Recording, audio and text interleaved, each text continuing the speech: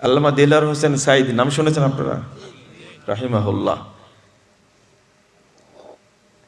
আগে তো কখনো দেখা হয়নি, মুসাফা হয়েছিল খুব ছোটতে যখন আড়ানিতে এসেছিলেন। কিন্তু 2013 সালের 25শে ডিসেম্বর তার স্বাক্ষরিত একটা পত্র আমার কাছে আসে। তিনি আমার বই একটা পড়েছিলেন, জাল হাদিসের কবলে রাসূল সাল্লাল্লাহু আলাইহি ওয়াসাল্লামের সালাত। এই বইটা পড়ে পত্র লিখেছিলেন। তো পত্রের শিরোনাম ছিল, ভুল সংশোধনে সফলতা আছে, ব্যর্থতা নেই, লজ্জারও কিছু নেই। ভালো করে আবার শোনেন শিরোনামটা, ভুল সংশোধনে সফলতা আছে, ব্যর্থতা নেই, লজ্জারও কিছু নেই। এই শিরোনামটা এদেশের মানুষ হজম করতে পারেনি। যখন এটা প্রকাশ পেয়ে গেল তখন বহু মানুষের ওযু নষ্ট হয়ে গেছে, ধারণ করতে পারেনি। তাহলে এতদিন যাবত সাঈদী সাহেব যা করলেন তা কি ভুল করলেন? আর অ্যাক্সিডেন্ট মানুষ বলল না, এ ধরনের কথা লেখাইনি, মুজাফফর বিন মহসিন এটা ভুয়া প্রচার করছে, দেখাই হয়নি তার সাথে। নাউযুবিল্লাহ, আস্তাগফিরুল্লাহ। এটা হলো 13 সালের 25শে ডিসেম্বর, আর আমি গেলাম 14 সালের 7ই নভেম্বর। আজকে কিন্তু নভেম্বর মাস, এই 7ই নভেম্বর।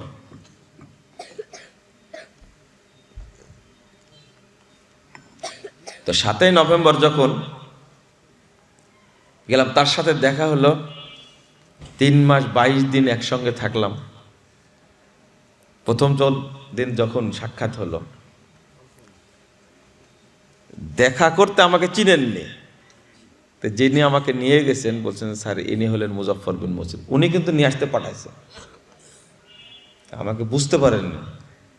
তখন ঘুরে একবারে জড়িয়ে ধরে বলছে, আর আমি তো মনে করেছি 60-70 বছরের মতো মানুষ হবে, এ দেখছি আমার ছোট ছেলের চেয়েও বয়সে ছোট। এত আদর দিলেন, কপালে কত চুমু দিলেন। আমি কথাটা কেন তুললাম জানেন? মানুষ দেখেছে অনেক, কিন্তু তার মতো পড়ুয়া এবং সঠিকটা তার সামনে বললে সাথে সাথে গ্রহণের যে মানসিকতা, এটা অন্য কারোর মধ্যে আমি দেখিনি। 3 মাস 22 দিন ছিলাম একসঙ্গে, একদিনে একটা ফতোয়া দেয়নি, একদিনও না।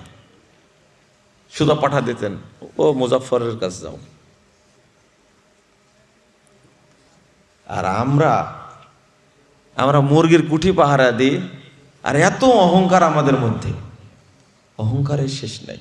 তাকে কেউ চিনে না, এত অহংকার। আর সারা দেশের এই যে দেওবন্দি আর বেরলভী ধারার মুফতিরা এতই যে মিথ্যাচার করলো, তাদের কাজই হলো মিথ্যাচার করা।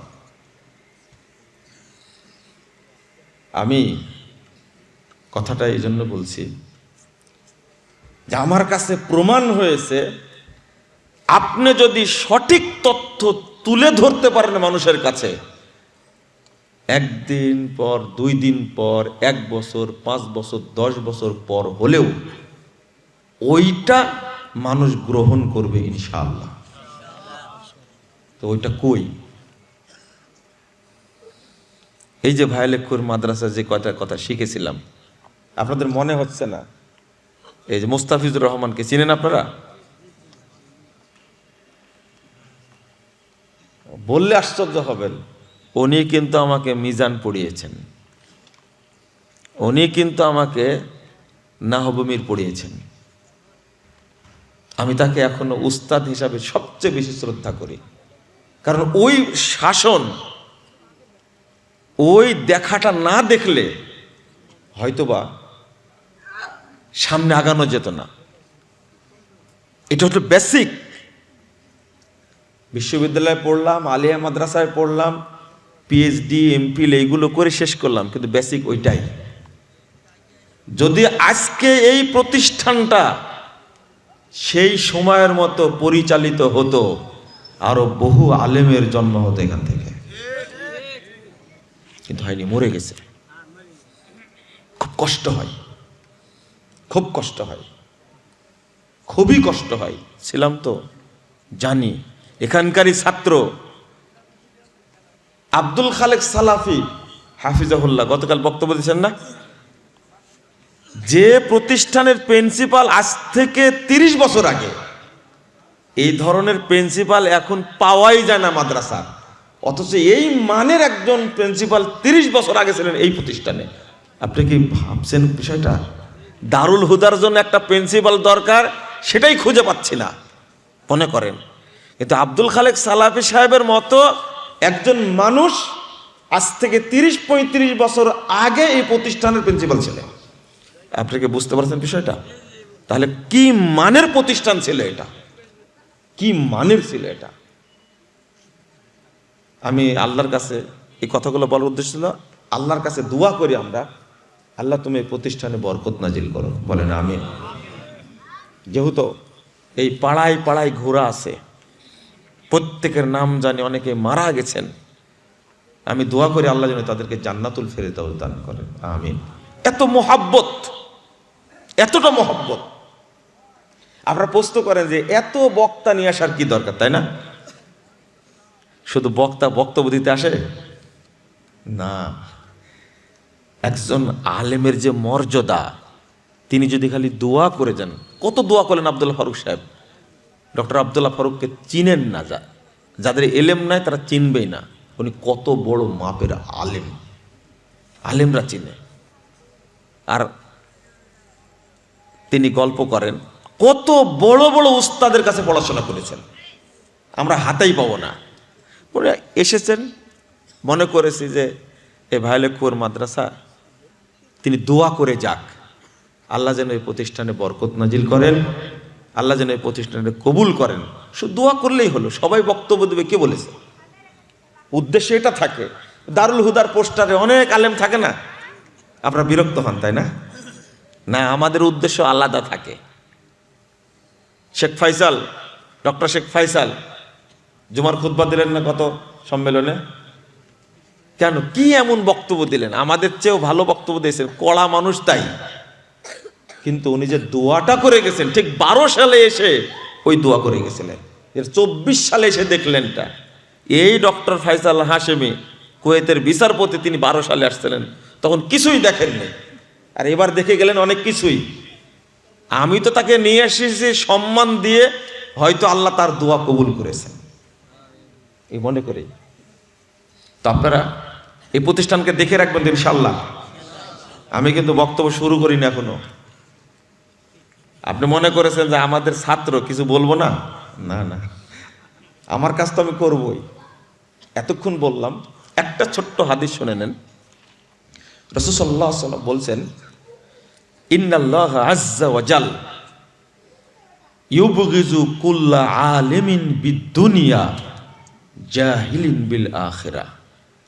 আল্লাহ রাব্বুল আলামিন প্রত্যেক দুনিয়াবি জ্ঞানী মানুষের উপরে গজব নাজিল করেন, রাগান্বিত থাকেন, যেটা দুনিয়া জ্ঞানে পক্ক পাকাপুক্ত, কিন্তু পরকালীন জ্ঞানে সে কি অজ্ঞ। পরকাল সম্পর্কে জানে না, দিন সম্পর্কে জানে না, কিন্তু দুনিয়া সম্পর্কে একবারে পুক্ত ভালো জ্ঞানী। ওই ব্যক্তিটা কিন্তু অভিশপ্ত। কি অভিশপ্ত? অভিশপ্ত, অভিশপ্ত, নাউযুবিল্লাহ, আস্তাগফিরুল্লাহ। কারণ কি দেখেন, একজন ব্যক্তি মাস্টার্স পাস করেছে, অনার্স করেছে, এমনকি বিসিএস ক্যাডার হয়েছে। বিসিএস ক্যাডার হতে অনেক পরিশ্রম করা লাগে। বিসিএস ক্যাডার হওয়ার পরে সচিব হয়েছেন, রিটায়ার্ড করেছেন, কিন্তু আজও ওযু করতে জানে না। অভিশপ্তই তো। এত টাকা ব্যয় করে কি করলো? এত পরিশ্রম করে কি করলো? ওযু করতে জানে না এখন পর্যন্ত। এখন পর্যন্ত আল্লাহকে চিনে না। একজন লোক আমাকে বলছেন, বুড়া হয়ে গেছেন, বিসিএস ক্যাডার ছিলেন, সরকারি চাকরি করতেন, চামড়াগুলো ঢিল হয়ে গেছে। আমাকে বলছেন যে মুজাফফর সাহেব, আচ্ছা বেতের নাকি এক রাকাতও পড়া যায়? কথা কি বুঝতে পারছেন আপনারা? আচ্ছা প্রতিদিন বেতের পড়া লাগে না? তাহলে এই বয়সে এত পড়াশোনা করার পরে বেতের সালাত এক রাকাত, সেই ইলমটাও তার মধ্যে নাই। তাহলে কি শিখেছেন? আর একটা বললে আপনি খুব আশ্চর্য হবেন, হতবাক হবেন। উনি বলছেন আমার বয়স 78 বছর। কত? বলছে যে আমি তো অজু করে শুরু করি, কিন্তু অজু করে গোসল করব, তো এই গোসলের মাঝে পেশাবও করি, পায়খানাও করি, আবার ওই অজুতেই কি করি, নামাজ পড়ি, সালাত পড়ি। আমি বললাম যে নাউজুবিল্লাহ, এবার কি বললেন আপনি? তা আমি তো অজু করে নিছি, অজু করলে তারপরে কোনো সমস্যা নাই। আমি বলছি অজুর শর্তটাই তো জানেন না আপনি। আপনার যদি পেশাব পায়খানার প্রয়োজন হয়, আসেন না আপনারা করেন, পেশাব পায়খানার প্রয়োজন হলে আগে পবিত্রতা হাসিল করবেন, তারপরে কি অজু করবেন, এরপরে কি গোসল করবেন। ওই অজুতেই, ওই গোসলেই সালাত হয়ে যাবে, আর অজু করা লাগবে না। তখন বলছে যে নাউজুবিল্লাহ, নাউজুবিল্লাহ, আমি কি করেছি তাহলে?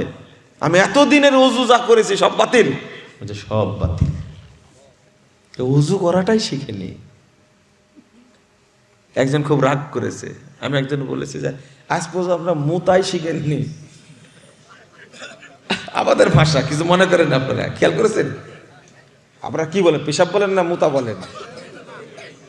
না না, অত ভদ্র আপনারা না, আমি চিনি না, এলাকার মানুষ না আপনারা। এটা অরিজিনাল ভাষা। আমি বলার কারণে একজন আমাকে ফোন দিয়ে বলছেন যে এইভাবে বলবেন আপনি? লোকটা কুমিল্লার মানুষ। আমি ওনাকে আবার উল্টা বলেছি, কেন আপনারা বলেন যে নুনু মুতবে। তখন বলছে সিসি, এটাও জানেন আপনি? ছোট বাচ্চা করে নুনু বলে। কি বলে? ছোট বাচ্চা কি? একই গাড়িতে অনেক আলেম ওলামা আছে, ছোট একটা বাচ্চা আছে পেশাব করবে। তো কুমিল্লার এক ভাই পট করে বলছে যে এই ড্রাইভার সাহেব থানা নুনু মুতবে। রাজশাহী অঞ্চলে মানুষ যে হাসবে না বলেন তো দেখি? আমি বলছি যে অনার্স মাস্টার্স করে, পড়াশোনা করে, চাকরি বাকরি করে রিটায়ার্ড হওয়ার পরে এখনো পেশাব করাই শিখেনি। খেয়াল করছেন আপনি? তাহলে কি করবে ও? এটা অভিশপ্ত না? কার অভিশাপ? আল্লাহর। ইউবগিযু কুল্লা আলিমিন বিদ-দুনিয়া ওয়া জাহিলিন বিল আখিরাহ। যারা দুনিয়াবী জীবন সম্পর্কে অনেক জানে কিন্তু দিন সম্পর্কে, পরকাল সম্পর্কে জানে না, তারা অভিশপ্ত, তারা আল্লাহর গজবপ্রাপ্ত, আল্লাহ তাদের উপরে রাগান্বিত। আল্লাহ বলছেন ইয়ালামুনা যাহিরাম মিনাল হায়াতিদ দুনিয়া ওয়া হুম আনিল আখিরাতি হুম গাফিলুন। তারা দুনিয়াবী জীবন সম্পর্কে অনেক জানে। দেখেন এত দারুণ রেজাল্ট করেছে। কিসে রেজাল্ট করেছে? ম্যাথমেটিক্সে পড়াশোনা করেছে, ফার্স্ট ক্লাস ফার্স্ট হয়েছে। ইংরেজিতে পড়াশোনা করতে ফার্স্ট ক্লাস ফার্স্ট হয়েছে। বাংলাতে পড়াশোনা করতে ফার্স্ট ক্লাস ফার্স্ট হয়েছে। কিন্তু দিন সম্পর্কে কি অজ্ঞ।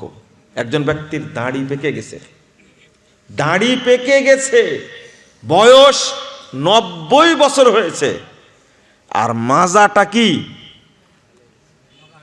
বাঁকা হয়ে গেছে। এই লোকটাকে আমি জিজ্ঞেস করছি যে চাচা বলেন তো আল্লাহ কোথায়? বাবা এত সহজ প্রশ্ন করে? বলেনি তো। আল্লাহ সব জায়গায়। তাও তবলিগের মুরব্বী কোথায়?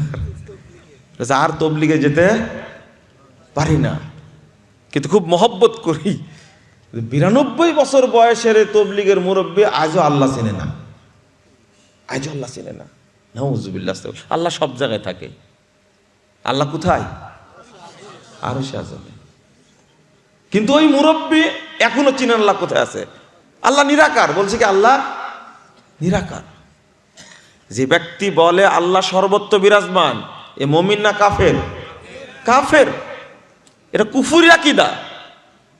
যে বলে আল্লাহ নিরাকার, ও ওই যে কেন, এটা উদ্দেশ্যটা কি?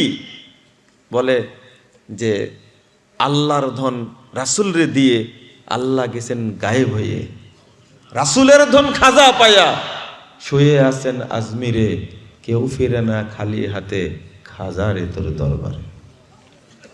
আপনার কথাটা বুঝেননি মনে হয়। আল্লাহ নিশ্চিহ্ন হয়ে গেছে, আল্লাহর কাছে চেয়ে কিছু পাওয়া যাবে না।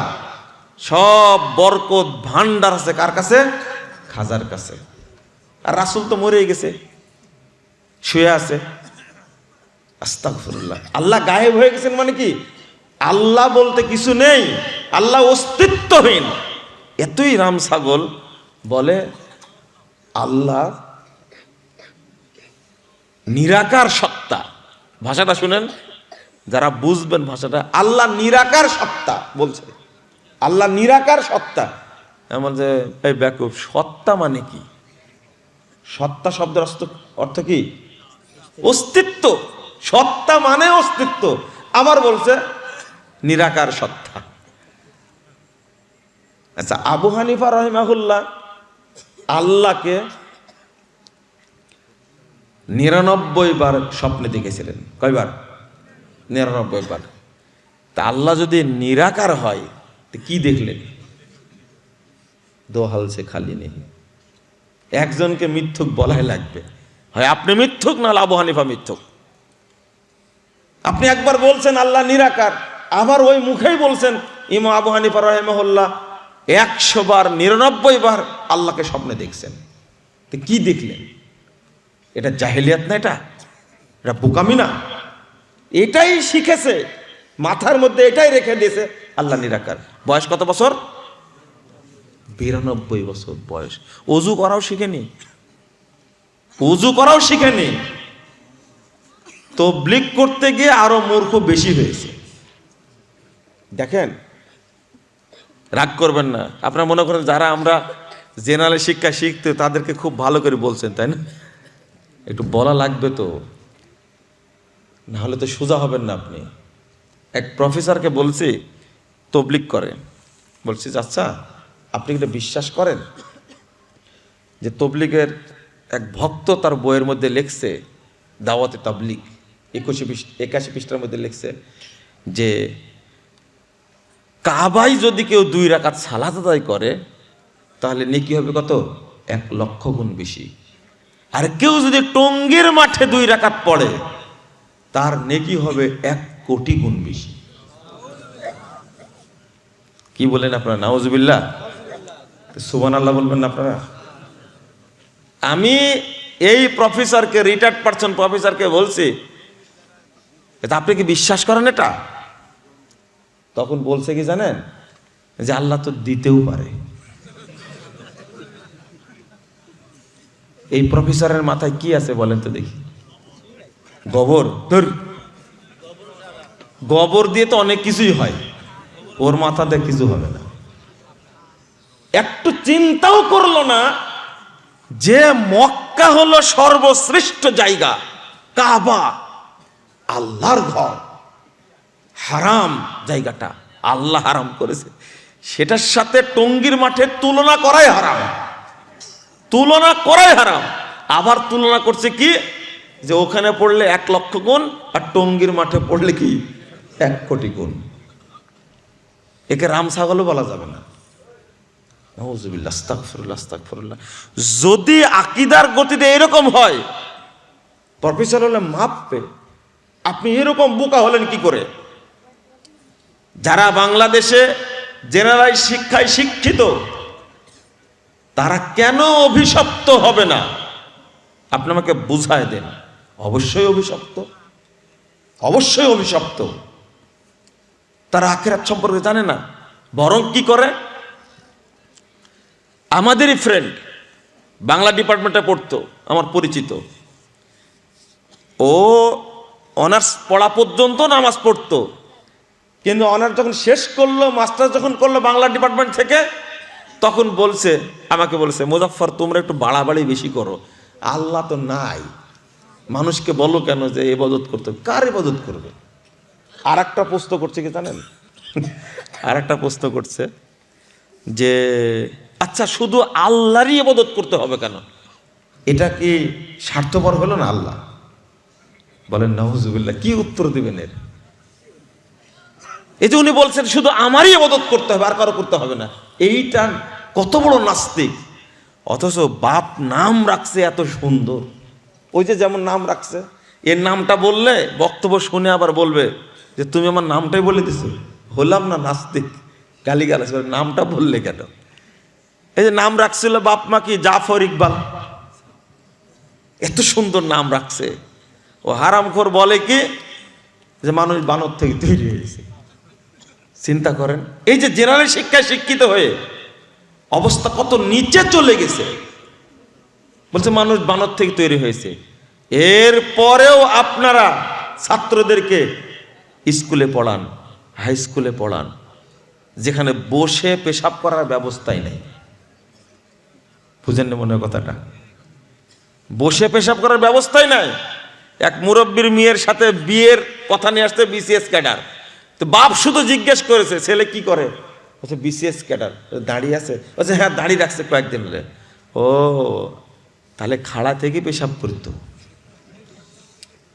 মানে ও তো আজীবন দাঁড়ায় পেশাব করেছে। আমাদের এলাকার ভাষা কি খাড়া থেকে পেশাব করা বলে না, আমাদের ভাষা একবার অরিজিনাল ভাষা বলছে যে আজীবন দাঁড়ায় দাঁড়ায় পেশাব করেছে কুত্তার মতো, এখন দাঁড়িয়ে রেখে ভালো হয়েছে। আচ্ছা ভালো তো হতে পারে মানুষ, তাই না? কিন্তু মুরব্বীর লজিকটা কি? অভ্যাস থেকে গেছে, ওর বাচ্চা হলে শুরুতে ও দাঁড়ায় পেশাব করবে। নাউযুবিল্লাহ, আস্তাগফিরুল্লাহ। কিসের বিশেষ কাটা যার মধ্যে দিন নাই? যেখানে দিন আছে, আল্লাহ যাকে দিন দেন তাকে আল্লাহ দুনিয়াও দেন। কিন্তু যে শুধু দুনিয়ার পিছনে ছোটে, ওই ব্যক্তি দুনিয়াও পায় না, দিনও পায় না। দুনিয়াও পাবে না, দিনও পাবে না। আজকে শিক্ষা ব্যবস্থা নিয়ে আমি কথা বলতে চাই না। আজকে যদি আপনি নিজে নিজের সন্তানকে স্কুল কলেজ পড়ায় যদি এরকম বানর মার্কা মানুষ তৈরি করেন, ও যেমন সারা মানে জীবনটা পড়াশোনা করে বলছে যে ইংরেজি ডিপার্টমেন্টে পড়েছে, দর্শনে পড়েছে, বাংলায় পড়েছে, সায়েন্সে পড়েছে, বলছে আল্লাহ বলতে কিছু নাই। আর 12-13 বছর মাদ্রাসায় পড়ার পরে কি বলছে জানেন? আল্লাহ নিরাকার, আল্লাহ সর্বত্র বিরাজমান। তাহলে দুইটা শিক্ষায় কি জায়েজ না হারাম? হারাম। এই জন্যই ভাই লক্ষ্মীপুর মাদ্রাসা। আর আলেম পাবেন কোথায়? কোথায় আলেম পাবেন এটা চিন্তা করেন। আজকে ভাইরাল কিছু প্রতিষ্ঠান আছে, এই প্রতিষ্ঠানগুলোতে আপনারা পড়াচ্ছেন। এক একটা প্রতিষ্ঠানে ভর্তি ফি 50,000, আর মাসিক বেতন হলো 15,000, 10,000, 20,000। তাহলে সব ব্যবসায় প্রতিষ্ঠান। আর বলছে আমার ছেলে এই জেনারেল লাইনে পড়ার সাথে সাথে কোরআনের হাফেজও হচ্ছে। আপনাকে কিন্তু মুলা দেখাচ্ছে। কি মুলা বুঝেন তো? ও হাফেজও হবে না। এই সমস্ত প্রতিষ্ঠান থেকে কোনো আলেম তৈরি হবে না, হয়নি, হওয়ার সম্ভাবনাও নাই। সম্ভাবনা নাই, আমি চ্যালেঞ্জ করলাম। একটা দেখান আপনি, এটা হলো ধোঁকা, ওই ব্যবসা করার একটা ধোঁকা। আমরা চাইব একজন আলেম তৈরি হোক, আল্লাহ একজন আলবানি কবুল করুন প্রতিষ্ঠান থেকে, যে আলবানি সারা পৃথিবীকে আলোকিত করবে ইনশাআল্লাহ। হোক, একজনই হোক। এত ডিমান্ড কেন আপনার? প্রতিষ্ঠান নিয়ে ব্যবসা করতে হবে কেন আপনাকে? কেন ব্যবসা করবেন? এগুলো সব ধোঁকা। আপনি 10 বছর না 7-8 বছরের মধ্যেই বুঝতে পারবেন যে এতদিন ধোঁকা দিয়েছে। ওই আলেম তৈরি করার প্রতিষ্ঠান পাওয়া যায় না। আমার আব্বা খুঁজে খুঁজে ওই দস্তানাবাদ নিয়ে গেছেন, মুর্শিদা নিয়েছেন, বাঘা মাদারাছেন, কোথায় কোথায় ঘুরে গেছে, সর্বশেষে এখানে ফেলে দেখছেন। আব্বার বক্তব্য কি ছিল জানেন? জের জবর নাই, এই আরবি পড়তে পারবে কোন জায়গায়? আপনি কি বুঝতে পারছেন? জের জবর নাই। কোরআনে জের জবর আছে, কিন্তু হাদিসের গ্রন্থগুলোতে আছে, তাফসিরের গ্রন্থগুলোতে আছে। আজকে একজন মানুষকে একটা পৃষ্ঠা ধরা দেন যে বিসমিল্লাহির রহমানির রহিম লেখেন তো, জিজ্ঞেস করেন বিসমিল্লাহির রহমানির লেখে, মনে লেখা আছে কিছু নেই, বিসমিল্লাহির রহমানির রহিম আরবিতে লেখার পরে বলবেন এই সর্বশেষ মিম আছে, এই মিমে পেশ হবে না জাবার হবে জের হবে, ও বলতে পারবে না, বলতে পারবে না। হয়তো 2 বার 3 বার কামেল পাস করেছে, যদি বলতে পারেও, বলতে পারলো কি জের হবে, কি হবে? যদি খালি জিজ্ঞেস করেন কেন জের হয়েছে বলেন তো, দুনিয়া উল্টা যাবে, ও বলতে পারবে না কেন জেরটা হয়েছে, কেন জেরটা হয়েছে বলতে পারবে না। বন্ধুরা আবার আমি আপনাদের অনুরোধ করছি যে আপনারা আলেম তৈরি করুন, আলেম তৈরি করুন। আজকের অবস্থাটা এত জটিল এবং কঠিন, আলেম না তৈরি হওয়ার কারণে সাধারণ মানুষ সব শিরিকের মধ্যে একবারে হাবুডুবু খাচ্ছে। আল্লাহ বলছেন ওমা ইউমিনু আকসারুহুম বিল্লাহ ইল্লা ওয়া হুম মুশরিকুন, সূরা ইউসুফ 106 নম্বর আয়াত। অধিকাংশ মানুষ যারা আল্লাহর প্রতি ঈমান এনেছে তারা কি মুশরিক। ভাষাটা কি আমার না আল্লাহ? আল্লাহ কি ভুল বললেন? মনে করেন এখানে যত লোক আছেন, আল্লাহ আপনাকে বলতে চাচ্ছেন যারা আল্লাহর প্রতি ঈমান এনেছে তাদের অধিকাংশই কি মুশরিক। এক আরেকটা আয়াত আল্লাহ বলছেন সূরা রোম 8 নম্বর আয়াত, ওয়া ইন্না কাসীরাম মিনান নাস বিলিকাই রাব্বিহিম লাকাফিরুন। অধিকাংশ মানুষ আল্লাহর সাথে সাক্ষাতের ব্যাপারে কাফের, মানে আল্লাহর সাথে সাক্ষাৎ করবে কাফের হয়ে, তাদের রব মানে, আল্লাহও মানে, আল্লাহকে বিশ্বাসও করে, কিন্তু তারা কি কাফের, তারা কি মুশরিক। মানে কেন, কেন মুশরিক, কেন কাফের?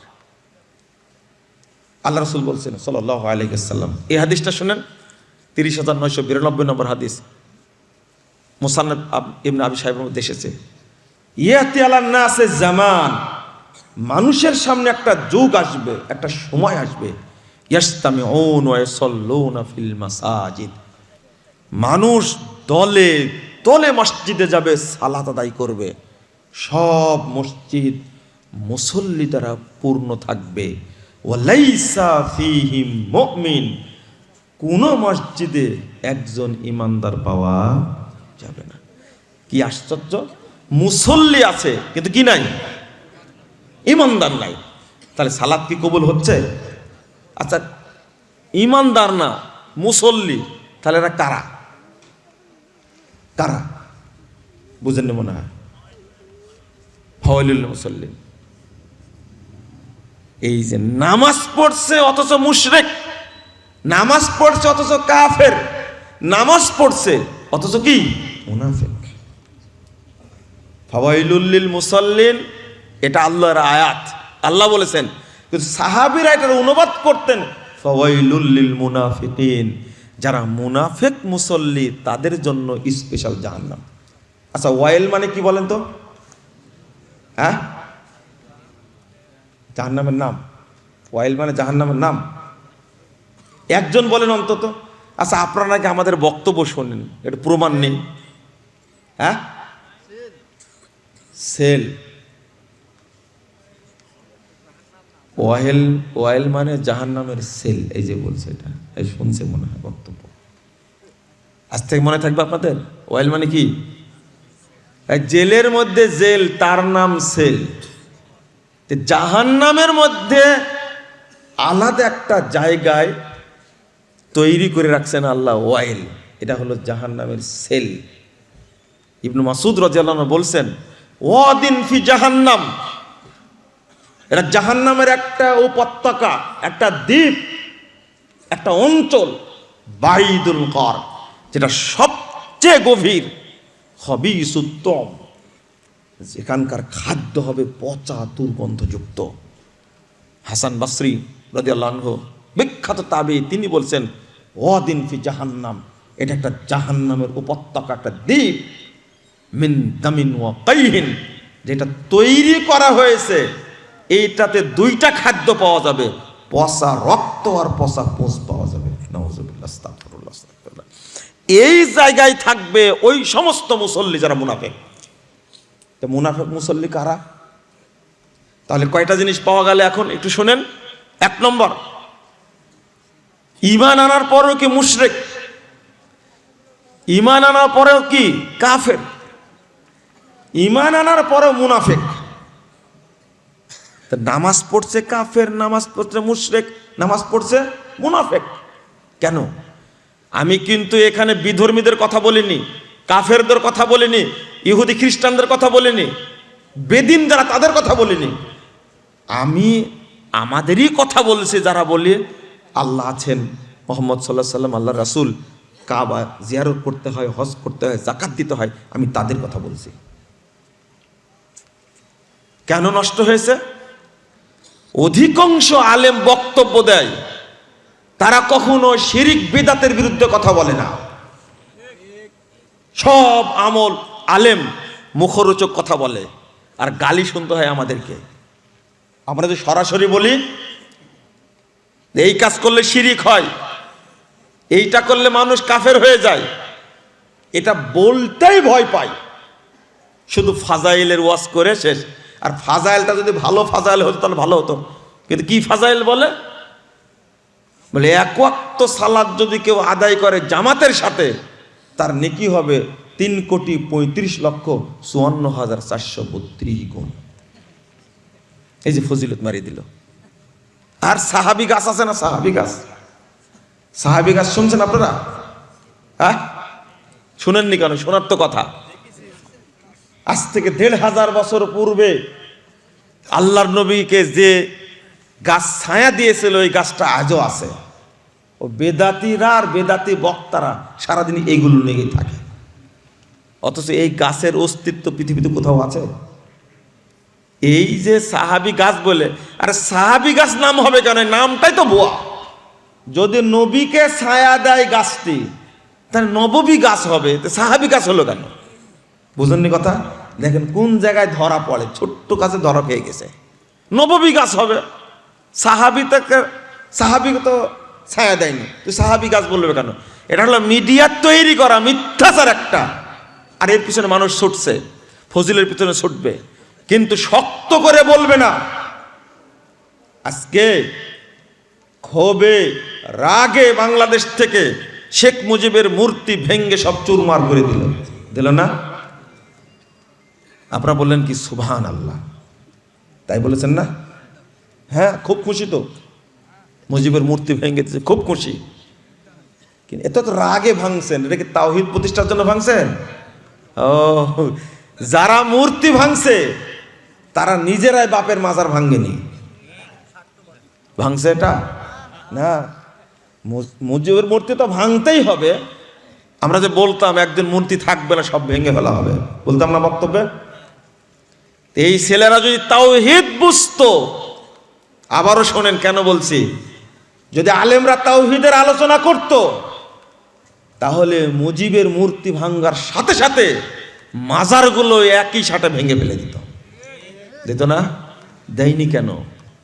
তাওহীদের আলোচনা নাই।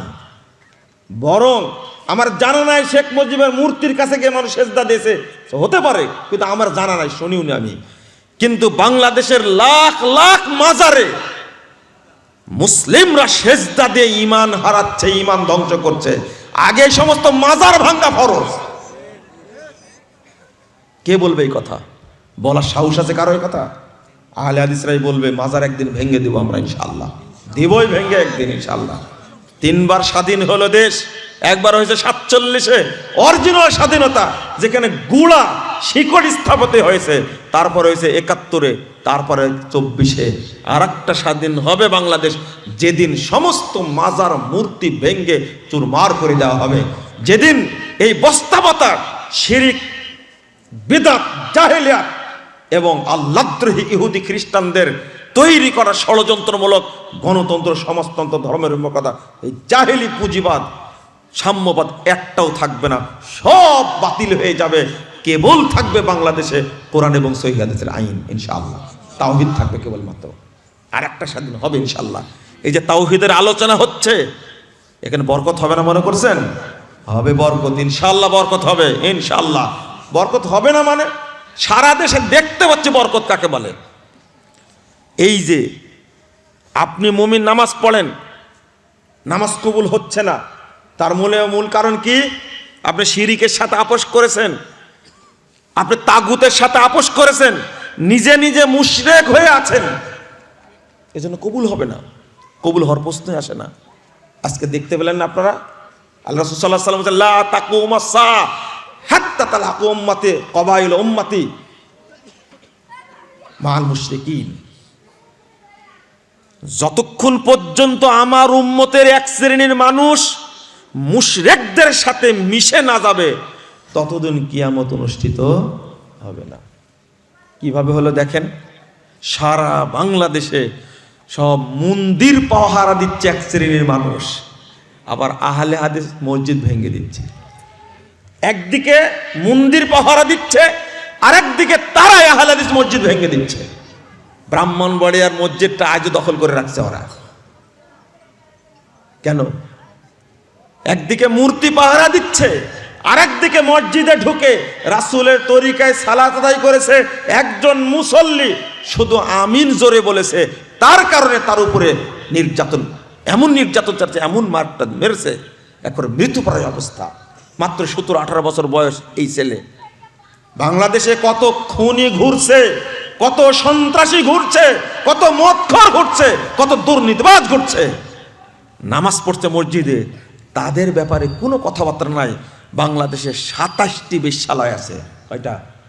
27টি বেশ্যালয় আছে, পতিতালয় আছে বাংলাদেশে। কত সিনেমা হল আছে বাংলাদেশের সব চ্যানেলগুলিতে। মানুষের ঈমান নষ্ট করছে, তরুণ তরুণীকে নষ্ট করছে। কত দিবস পালিত হয়, পহেলা বৈশাখ পালিত হয়, 14 ফেব্রুয়ারি পালিত হয়, 31 নাইট পালিত হয়। এই সমস্ত নোংরামির বিরুদ্ধে এই টুপি আলাদের কোনো বক্তব্য নেই। বক্তব্য হলো যে জোরে আমিন বলেছে, রাসূলের তরিকায় সালাত আদায় করেছে, তাকে মারতে হবে, তাকে হত্যা করতে হবে। এরা কি মুসলমান? এদেরকে মুসলমান মনে করেন আপনি? তাহলে ও আপনি কাফের নাতে কে কাফের? মসজিদ ভাঙছেন, মন্দির পাহারা দিচ্ছেন, আপনি মুশরিক নাতে কে মুশরিক? মানুষ কখনো মসজিদ ভাঙতে পারে না, মুসলমান তো দূরের কথা। এইটাই আল্লাহ কত হুঁশিয়ারি দিচ্ছেন, ওয়ালা তালবিসুল হাক্কা বিল বাতিল, হকের সাথে বাতিলকে মিশ্রিত করো না। ছোট্ট একটা জিনিস উদাহরণ দিই, ছোট্ট, একেবারেই ছোট্ট। আপনারা মনে করবেন যে এই কারণেও কি ঈমান নষ্ট হয়ে যায়? বলবেন না আপনারা? যদি আলেমরা ঠিক মতো শিরিকের আলোচনা করতো, তাহলে এগুলো করতো না, করতো না। আপনি এই ছোট্ট ছোট্ট একটা উদাহরণ, আপনার বাপ মারা গেছে, কে মারা গেছে? আপনার বাপ হাজি হজ করেছে 2-3 বার, ওমরা করেছে 4-5 বার, মারা গেছে। কিন্তু গোসল দিতে গিয়ে দেখছেন বাপের কোমরে কি বাঁধা আছে? তাবিজ। শুনুন শুনুন, ছোট্ট জিনিস, বলেন তো আপনার বাপ মুমিন হয়ে মরেছে? কি হয়ে মরেছে? মুশরিক। ঈমান ছিল? ঈমান কি হয়েছে? ঈমান নষ্ট হয়ে গেছে, তাই না? ছিলই না। হ্যাঁ, ঈমান কি ছিল? ওর মধ্যে তো ঢুকেই নি ঈমান। কোনোদিন ভাঙলো কখন? নষ্ট হলো কখন? মানে ও আগে থেকে কি মুশরিক। তাহলে এই বাপের জানাজা হবে? আপনি বলবেন যে শুধু তাবিজ তাই? আরে শুধু তাবিজ না, আপনার বাপ তো তাবিজ দিছে, আর আপনি তাবিজ দেননি, কিন্তু বিশ্বাস আছে তাবিজ দিলে ভূতে ধরে না। আপনিও মুসলিম না, বুঝেননি মনে কথা? আপনার তাবিজ নাই, কিন্তু কি বিশ্বাস আছে তাবিজ দিলে দাঁতের ব্যথা ভালো হয়। এই বিশ্বাসের কারণে আপনি মুমিন না, তাও বুঝলেন না। 3337 নম্বর হাদিস নাসাইর মধ্যে এসেছে। এটা বুঝেন দেখি, পারেন? ছোট্ট, আরো ছোট্ট। রাসূল সাল্লাল্লাহু আলাইহি সাল্লামকে বলছেন এক পাদ্রী গিয়ে বলছে, ইন্নাকুম তুনাদ্দিমুন মুহাম্মদ, আরেকটা ইন্নাকুম তুশরিকুন, তোমরা তো শিরিক করো। শিরিক করি মানে, আমরা শিরিক করি মানে তোমরা বলো ওয়াল কাবা, কাবার শপথ। তখন আল্লাহ রাসূল সাহাবীদেরকে শিখাই দিলেন, তোমরা বলবে মা শা আল্লাহু সুম্মা শিতা ওয়া রাব্বিল কাবা। শোনো, তোমরা এখন থেকে বলবে ছোট্ট একটা শব্দ, ওয়াও এবং সুম্মার পার্থক্য। আর একটা হলো, তোমরা এতদিন বলতে কাবার শপথ। কাবা একমাত্র কার ঘর বলেন তো? আল্লাহর ঘর না? এখানে কারো শরিকানা আছে? দেখেন ভাষাটা, তোমরা বলতে কাবার শপথ, এই কথাটা বলাও শিরিক। কি এই কথাটা বলাও কি? তোমাদের বলতে হবে কাবার রবের শপথ। এটা হলো কি? তাওহীদ। আর আরেকটা, আমি মাদ্রাসার দায়িত্বশীল, আপনি আবার বাচ্চাকে রেখে গেলেন আর বললেন ভাষাটা, আচ্ছা আমি বাচ্চাটাকে রেখে দিলাম, আপনি দেখে রাখবেন আর আল্লাহ তো দেখবেনই। আপনারা কিন্তু বুঝতেই পারবেন না কোনটা শিরিক আর কোনটা তাওহীদ। আর আরেকজন বাচ্চা নিয়ে এসে বলে গেল, বাচ্চাটা রেখে গেলেন আপনার কাছে, আপনি দেখে রাখবেন, অতঃপর আল্লাহ দেখবেন। বলেন তো এই দুইটার মধ্যে কোনটা শিরিক আর কোনটা তাওহীদ? পরেরটা শিরিক আর আগেরটা কি? তাওহীদ। আর আপনি বললেন কি আগেরটা শিরিক, পরেরটা কি? তাওহীদ। এটা গুলায় ফেলেছেন। এবার আল্লাহ রাসূলকে এসে বলছেন, পাদ্রী, ইহুদি পাদ্রী বলছে যে তোমরা তো শিরিক করো, তোমরা এটা বলো কেন? এটাও তো শিরিক। তাহলে পাদ্রী বুঝে, পাদ্রী বুঝে, তাহলে আপনারা গুলায় ফেলেছেন। এই যে রেখে গেলাম, আপনি দেখবেন আর আল্লাহ দেখবেন, এটা শিরিক। এটা কি? মাশা আল্লাহু ওয়া শিইতা, এটা হলো শিরিক। মাশা আল্লাহু সুম্মা শিইতা, এটা হলো তাওহীদ। এই অতঃপর শব্দটা যোগ করে তাওহীদ হয়ে গেছে। কিন্তু এবং বা আর যোগ করলে কি হয়ে যাবে? এই সময় আল্লাহ রাসূল ভাষণ দিলেন, ইয়া আইয়ুহান নাস ইত্তাকুশ শিরকা, হে মানব মণ্ডলী তোমরা শিরিককে ভয় পাও। কারণ ইন্না শিরকা ফি হাদিল উম্মাহ আখফা মিন দাবিবিল উম্মাহ লামনা। আল্লাহ রাসূল বলছেন, শিরিক আমার উম্মতের মধ্যে ঢুকবে গোড়া পিঁপড়ার মতো, বুঝতেই পারবে না কখন ঢুকবে। ও আপনি যে বলেন ভাষাটা, ওর চেয়ে এটা আরো কঠিন ভাষা। কি বলেন ভাষাটা? ও এই শনিবারে আর মঙ্গলবারে বাঁশ কাটা যায় না কিন্তু, এটা কি? ও এই অতঃপর আর এবং দুইটার মধ্যে যদি এরকম শিরিকের পার্থক্য হয়, আপনার ওয়াইফ বলে বৈশাখ মাসে কাঁথা সেলাই করতে হয় না, আর ভাদ্র মাসে বিয়ে দিতে হয় না, মঙ্গলবারে বিয়ে দিলে বিয়ে ভেঙে যাবে। আপনার বাড়িতে যে মা আছে আপনার বা দাদি আছে, এক একটা শিরিকের ফ্যাক্টরি, ইন্ডাস্ট্রি, ওরা বসে বসে শিরিক উৎপাদন করে। কিন্তু যদি ওই বাড়িতে একজন তাওহীদ জানা লোক থাকে, তাহলে এই সমস্ত কথা মানবে? আচ্ছা আপনার সন্তানের এত তাবিজ লাগে, তা আমাদের সন্তান নাই? আমাদের সন্তান তাবিজ লাগে না কেন? বুঝেননি কথা? আপনার শিরিকের উপরে জন্ম আপনার। আমি ছোট্ট উদাহরণ দিচ্ছি। এবং আর অতঃপরের পার্থক্যের কারণে শিরিক আর তাওহীদ হয়। আর আপনার ওয়াইফ, আপনিও বিশ্বাস করেন জোড়া কলা খেলে বাচ্চা জমাই হবে। বুঝেননি কথা? আর এই কলার দামটা বাজারেও নাই, কিন্তু পাওয়ার অনেক বেশি। বুঝছেন কথা? বাজারে দোকানদার এই পাগলটাও দুইটা মিলে কয়টা ধরে? একটা ধরে। ধরে না? হ্যাঁ, তোমাদের মতো ছেলেপেরা কিনবে তো, মানে দুইটা কিনলে পাচ্ছ কয়টা? তিনটা। তিনটা। এই কলার দাম বাজারে নাই, দোকানদারের কাছেও নাই, কিন্তু আপনার কাছে আর আপনার স্ত্রীর কাছে খুব পাওয়ারফুল, এটা খেলেই সমস্যা। নাউযুবিল্লাহ, আস্তাগফিরুল্লাহ। আচ্ছা, আপনি মনে করছেন শিরিক হয় না? আমি এই হাদিসটাই এখনো মানুষকে বোঝাতে পারছি না। হাদিসটা কি? 118 নম্বর হাদিস, সহিহ মুসলিমের মধ্যে এসেছে, ইসবিহুর রাজুলু মুমিনান ওয়া ইউমসি কাফিরা আও ইউমসি কাফিরান ওয়া ইউমসি মুমিনান ওয়া ইউমসি কাফির ওয়া ইসবিহু কাফিরান। আল্লাহ রাসূল বলেছেন, সকাল করে একজন ব্যক্তি মুমিন হয়ে সন্ধ্যা হতে হতে কি হয়ে যায়? কাফের হয়ে যায়। অথবা সন্ধ্যা করে মুমিন হয়ে সকাল হতে হতে কি হয়ে যায়? কাফের হয়ে যায়। তাও তো সকাল সন্ধ্যা হলো, সকাল সন্ধ্যা হলো। কিন্তু মুসনাদে আহমদের হাদিস, আল্লাহ রাসূল বলছেন, লাকলবু ইবনে আদম আশাদ্দু ইনকিলাবাম মিনাল কিদ্র। আদম সন্তানের ঈমানটা পাতিলে যে বলক উঠে, বলক বুঝেন তো? বলক বুঝেন? ভাত রান্না করার সময় বলক উঠে না? এটা আমাদের গায়ের ভাষা তো। এটা 1 সেকেন্ডে কত বলক ওঠে। তো বলছেন আল্লাহ রাসূল, আদম সন্তানের ঈমানটা এর চেয়েও বেশি পরিবর্তনশীল।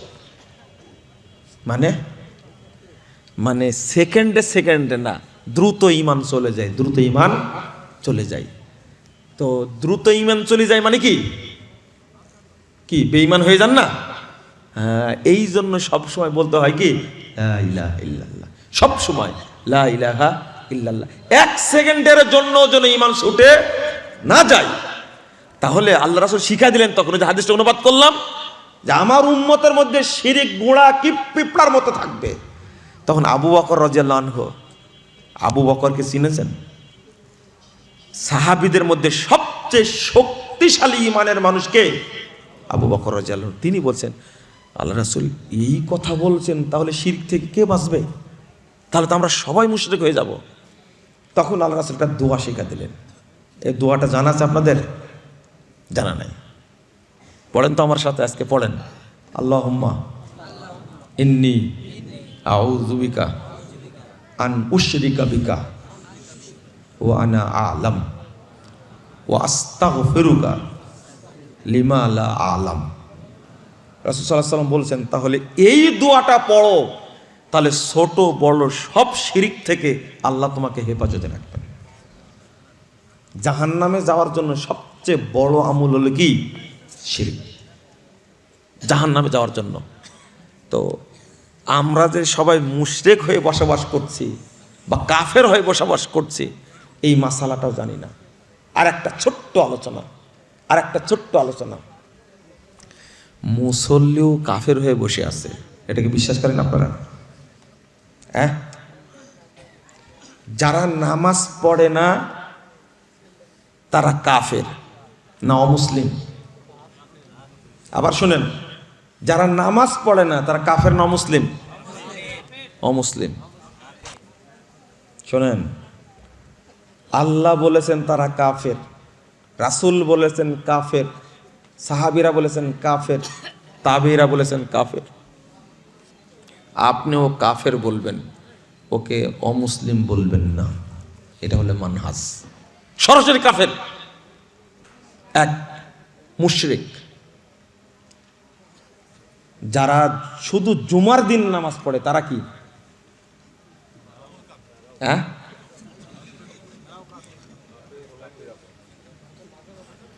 যারা শুধু জুমার দিনে পড়ে তারাও কাফের। এদিকে শোনেন, মাসালার আজকে ভালো করে শুনে নেন। যারা জুমার দিনে সালাত পড়ে তারাও কাফের। থামেন, ঠিক পরে বলেন। যারা শুধু 2 ঈদ পড়ে তারা তো আরো বড় কাফের। যারা শুধু রমাজান মাসে পড়ে তারাও কাফের। মাসালাটা ভালো করে জেনে নেন, সুবিধা হবে। শুধু তাই না, একজন ব্যক্তি 80 বছর যাবত নামাজ পড়ে আছে, কোনোদিন বাদ দেয়নি, কিন্তু শুধু একদিন ইচ্ছা করে জহরটা পড়েনি, আসরের ওয়াক্ত চলে এসেছে। শুধু জহরটা পড়েনি, অলসতায় গল্প করছিল, আড্ডা মারছিল, পড়েনি। 2:58 আসর হবে।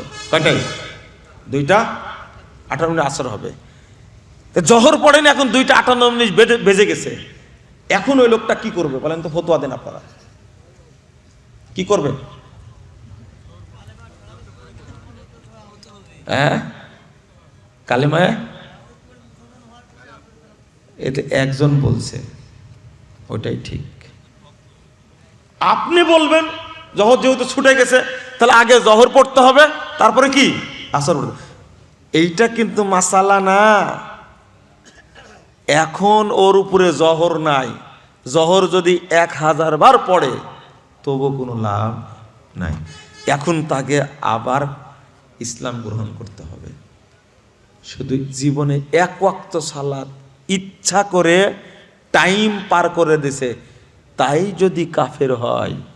আর ওই বেদিন, ওই মুরতাদ জীবনে শুধু জুমার সালাত পড়ে সপ্তাহে, শুধু রমাজানে পড়ে, এই ব্যক্তি মুমিন হওয়ার কোনো যোগ্যতা আছে না। আবারও ডবল কাফের কেন বললাম?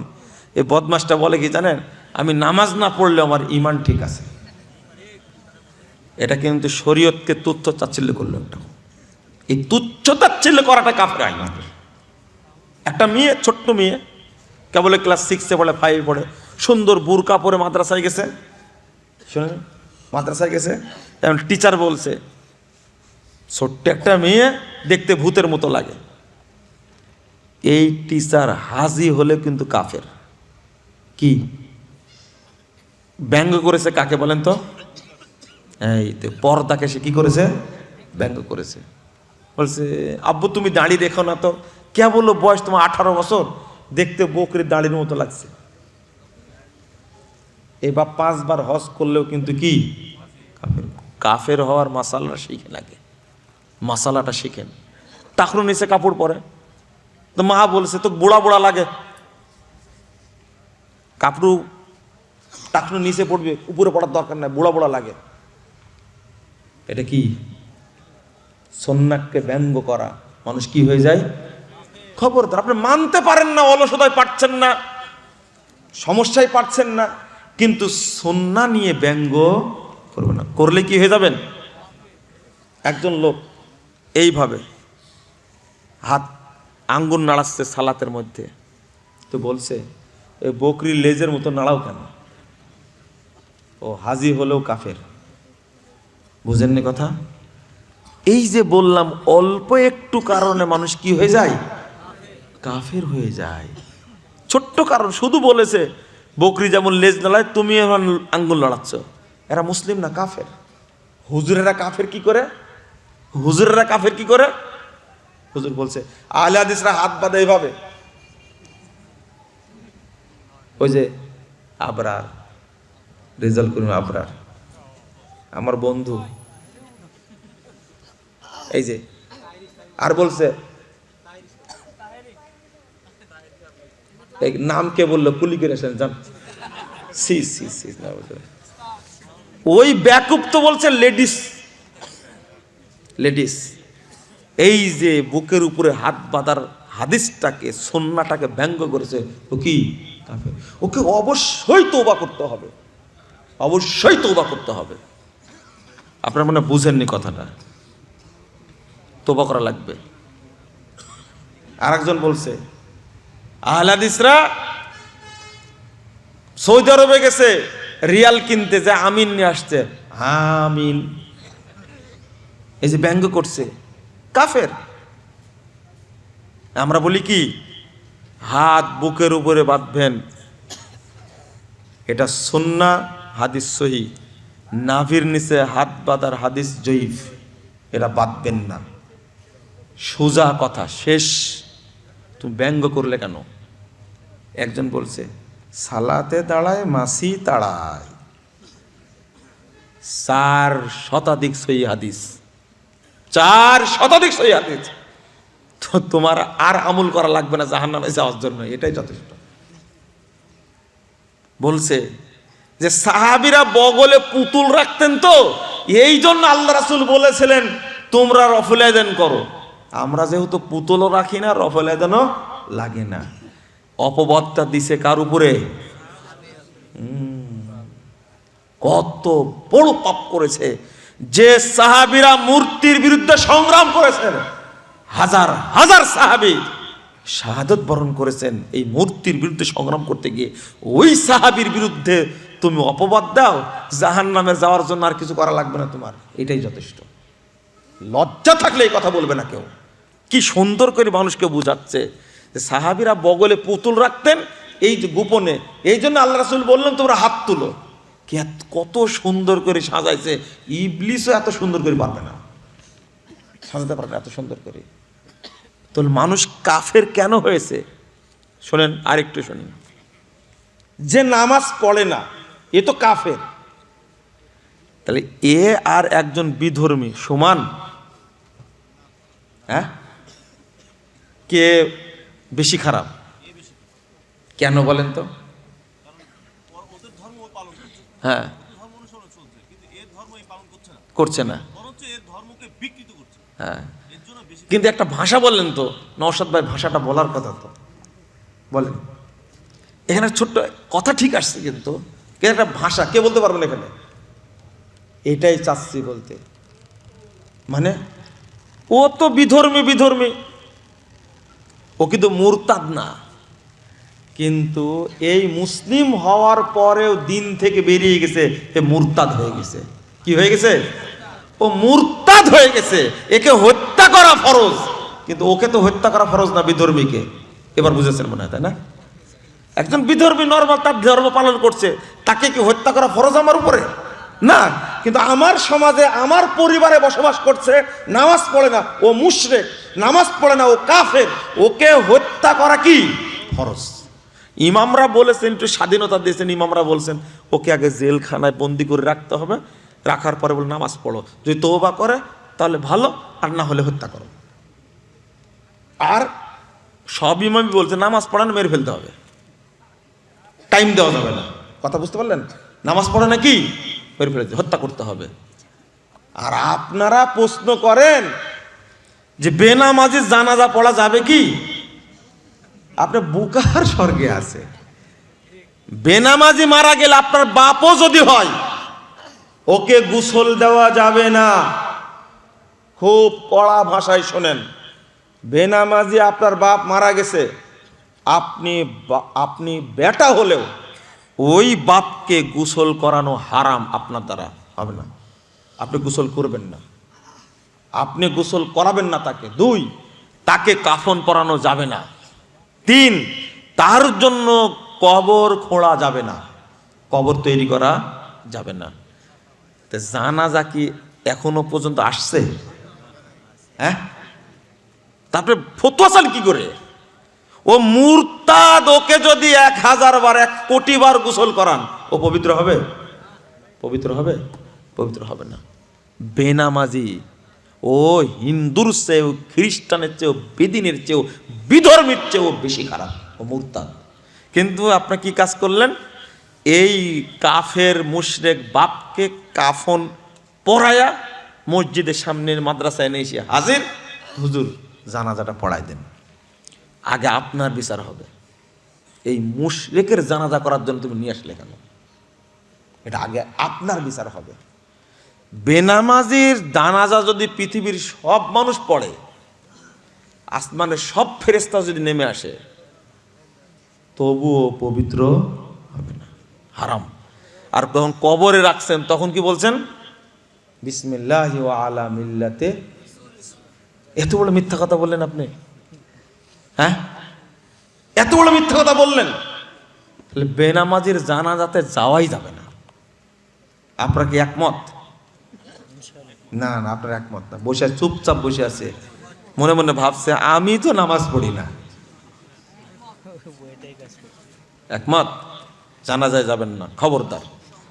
এবং গোরস্থানকে দাফন করবেন না। অনেক বিষয় আছে।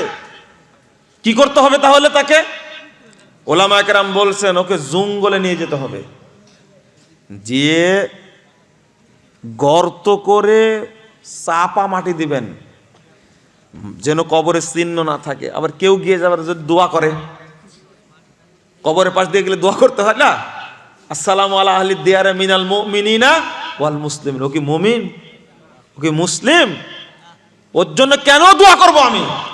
এই জন্য মুসলিমদের গোরস্থানে বেনামাজিকে দাফন করা হারাম, দাফন করা যাবে না ওকে। কারণ আজকে ওই কাফের মারা গেছে, কালকে আপনি মারা গেলে ওর পাশে দাফন করবে আপনাকে। সি সি সি সি নাউজুবিল্লাহ। না, লিখবেন গোরস্থানে, সাইনবোর্ড দিবেন, বেনামাজির দাফন করা নিষিদ্ধ। পারবেন আপনি? পারবেন? পারবেন না, কারণ ওই গোরস্থানের মালিকই হলো বেনামাজি, ওই বেশি জমি দিছে। তারপরে একটা কাজ করেন, আমরা একটা আপোষ করি, বেনামাজিদের গোরস্থান আলাদা করে করেন আপনি, যদিও হারাম করেন, অন্তত চুক্তিতে আসেন আপনারা। এই জন্য পরহেজগার মানুষ মারা গেলে ওসিয়ত করে যাবেন যে আমাকে অমুক জায়গায় দাফন করবে। এটা হলো সালাফদের নীতি। ওমর রাদিয়াল্লাহু আনহু নিজেই বলছেন যে আয়েশা রাদিয়াল্লাহু আনহার কাছে পাঠাইছেন তার ছেলে আব্দুল্লাহকে, তুমি গিয়ে বলো, উমর বলল, আব্বা বলল যে আপনার বাপের কাছে আব্বা থাকতে চাই, যদি অনুমতি দেন। কেন চাইছেন? জাবের রাদিয়াল্লাহু আনহু তার বাপকে উহুদ প্রান্তরে দাফন করেছেন শহীদ হওয়ার পরে। 6 মাস পরে জাবের রাদিয়াল্লাহু আনহু আল্লাহর কাছে বলছে, আল্লাহ রাসূল কবরটা রাখতে চাচ্ছি না, উঠাতে চাচ্ছি, ভালো লাগে না। ওখান থেকে কবর তুলে আর এক জায়গায় রাখছেন। এটা দ্বারা কি প্রমাণ হয়? ওই কাফেরের পাশে কবর দিতে হবে আপনাকে? কাফেরের পাশে কবর দিতে হবে না। বেনামাজিকে গোরস্থানে নিয়েই যাবেন না, মুসল্লির আন্দোলন শুরু করবেন, কিন্তু আন্দোলন এর জন্য করবেন না। কি জন্য করবেন? হরতাল। যদি হরতাল হতো বাংলাদেশে যে মাজার পূজা বন্ধ করে দিতে হবে, না হলে শাটডাউন, পারবে করতে বাংলাদেশে? না না না। অথচ এই জন্য আন্দোলন করা উচিত, তা করবে না। আমি কি বুঝালাম বিষয়টা? আপনারা কি বুঝতে পারলেন? বুঝতে পারলেন? বুঝেননি? প্রশ্ন উত্তর দিতে গিয়ে আরো দেরি হয়ে যাবে, ফজরও ছুটে যাবে ইনশাল্লাহ। খবর আছে 1টা 9 বেজে গেছে, 1 ঘন্টা 9 মিনিট আলোচনা করে ফেলেছে। আর বলার দরকার না, যতগুলো প্রশ্ন দিছে